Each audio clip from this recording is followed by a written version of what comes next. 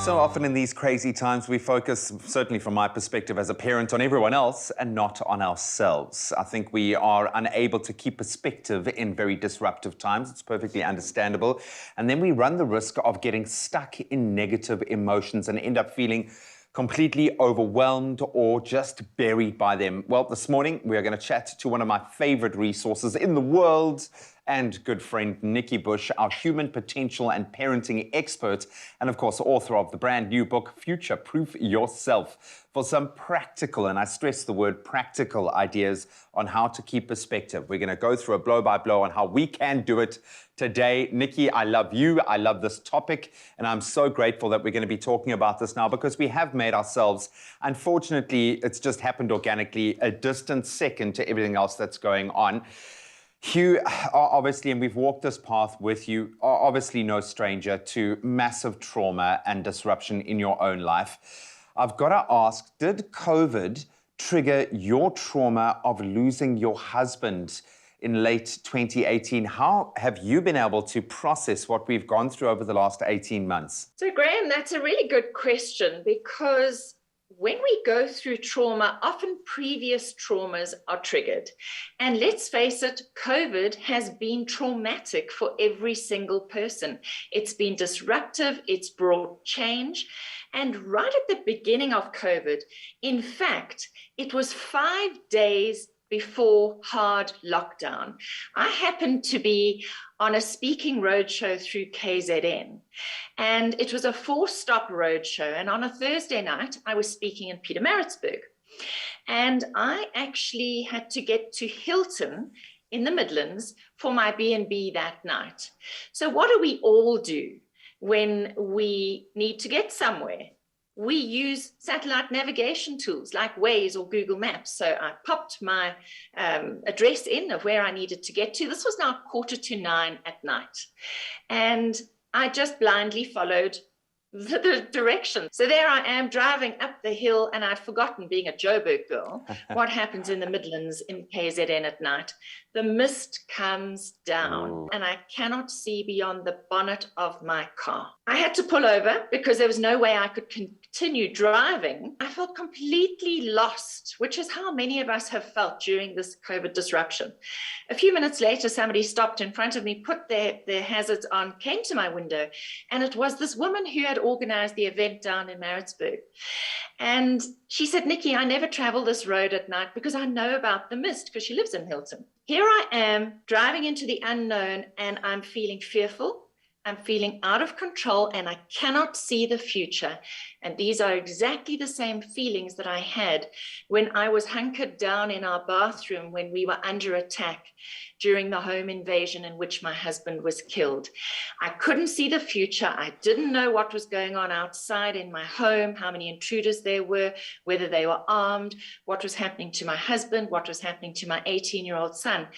So this was this deep trigger that COVID actually unleashed in me right at the beginning. I know one can never, ever recover from the kind of loss that you have had to live through, but we can learn. And now that you've had some time to process, and I suppose this mirror that COVID has held up to us in terms of examining ourselves and our psyche and our patterns, what have you learned from the loss of your amazing husband that has helped you with this disruption of COVID and could possibly help a lot of people, because we do look to you for this kind of advice?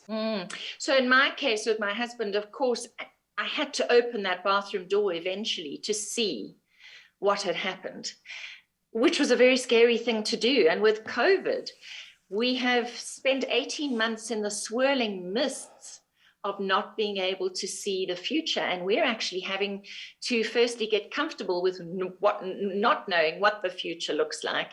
And secondly, with being brave enough to keep moving forward, even if it's just baby steps.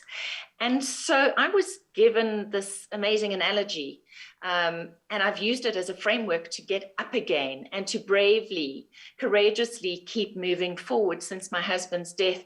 And this was at the wake after my husband's funeral. My friend, who's a psychologist, when she saw me crying at 10 o'clock at night when everybody was leaving the wake.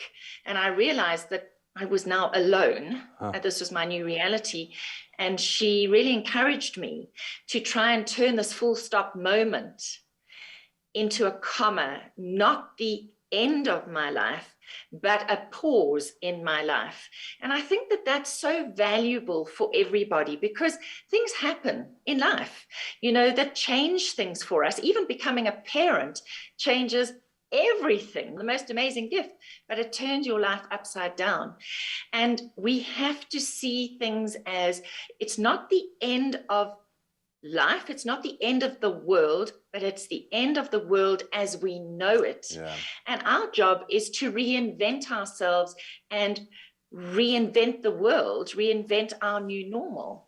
And so much of that rests in our hands. We can't keep looking to everybody else to save us. And there is a wonderful quote from Edith Eger, who wrote The Gift. She was an Auschwitz survivor. She's now in her 90s. And she says, when someone throws out a life raft, you have to participate in your own rescue. So often we want to be rescued by somebody else. We want someone else to fix our lives. And I guess the real message in my book, Future Proof Yourself, is that self-leadership and making choices for yourself in order to help yourself move forward is so important. We have to take responsibility for our own lives. And that's a key message in COVID and how we're having to reinvent ourselves now. I'm so glad through this that you haven't lost sight of what I can only call your calling, because we do rely on you. You have an innate ability to be able to convert subjects and ideas into something that we really can build practically into our life. I know people will have an opportunity to come and talk to you about your book, which we'll chat about a little bit later. But Nikki, please stick around. We're going to continue this wonderful, very heavy, yes, but I think enlightening conversation about future-proofing ourselves. How do we deal with disruption, no matter how massive in the case of Nikki, and make sure that we keep taking those vital steps forward. You can rejoin the conversation as well in just a moment. It's my feel-good breakfast show.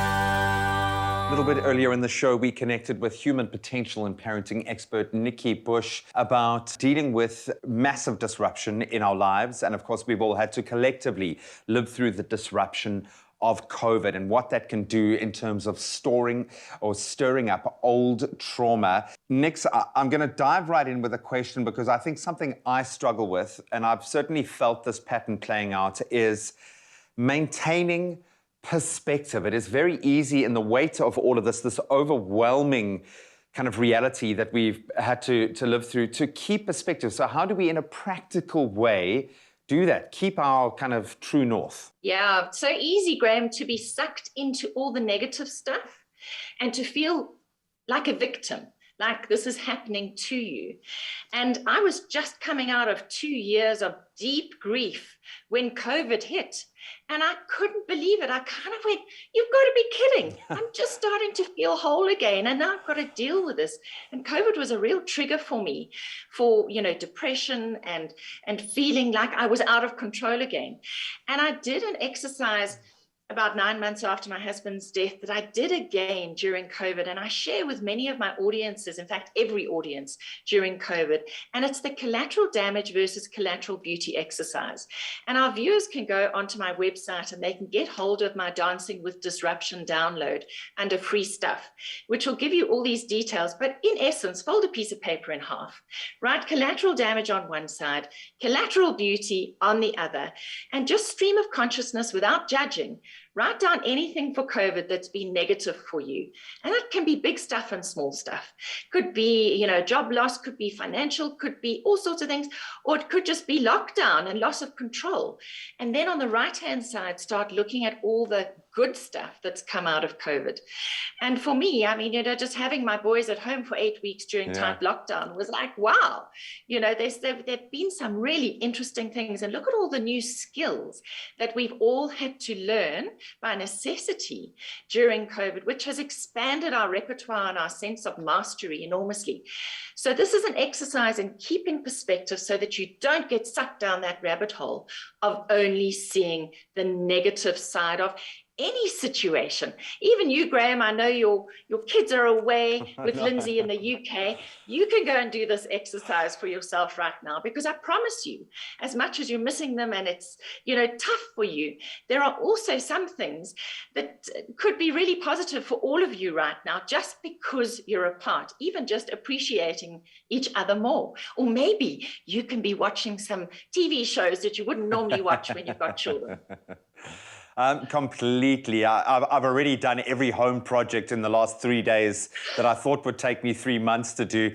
But I am missing them terribly, but I am able to keep perspective, very much following the roadmap that you have provided. Next, I've got to ask you, because your books are amazing, but being able to actually talk to you about these concepts is even better. And I understand you have 2 opportunities for those that are interested and would like to make a human connection with you now that we can actually do this in person. You're going to be doing some book signings and meetings. Can you give us some details? Absolutely. I would love to see some of our Expresso viewers this week on the 20th of October at Exclusive Books, Melrose Arch, 6 p.m. Get your free tickets from my online shop at nikkibush.com. And I really look forward to seeing you. I'll be chatting about my book in the store. Obviously, social distancing will apply, but it is an opportunity for us to meet face to face and for me to sign your books. And you can ask me any questions you would like. So go to nikkibush.com, to the shop, and get your free tickets now. I've got to say to all those watching right now, Nikki has probably been the most influential guest and person that I've interviewed over my time on Expresso. She has given me so much that I now build into the DNA of my parenting model. So I really do suggest you go out there and show her some love. Give her a virtual hug just from me, because I love her and miss her even more after what we've spoken about today. Nikki, thank you so much. Beautiful chat, some beautiful observations as well. Enjoy the book signings. Thank you so much, Graeme. That is human potential and parenting expert, Nikki Bush. And make sure that you get the opportunity now to meet her in person, yes, but also go onto her website, have a look at all the free stuff. There are some amazing downloads and resources that you can lean on at any moment, and I suggest you do.